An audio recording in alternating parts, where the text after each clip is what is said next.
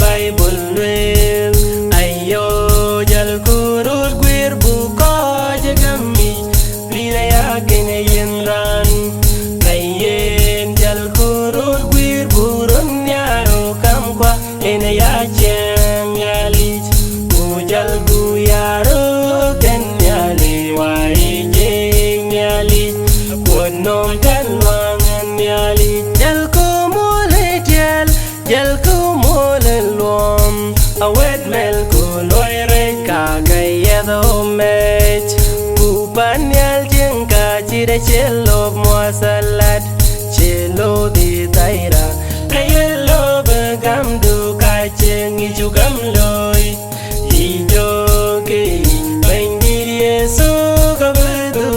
pinom kaji Bible wel kayen jal kurut gwir burun yaro kam kwa ene ya cheng yali kujal ku yaro ten yali wae jeng yali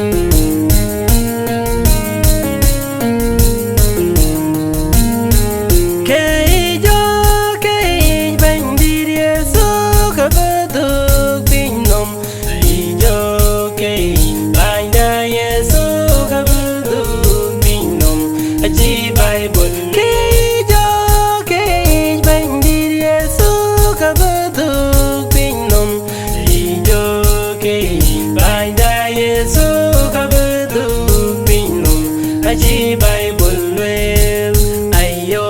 jal kurut gwir buko jagami pila yakin yen ran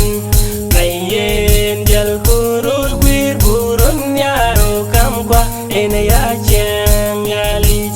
ujal gu yaro ten yali wai jeng yali wono kan wangen yali jal ko mole jal ko awet mel ko loire ka kayado met kupan yal jeng ka chire chelo muasalat chelo di taira kayelo begam du ka cheng ichu gam loy ijo ke bangir yesu ka bedu pinom kaji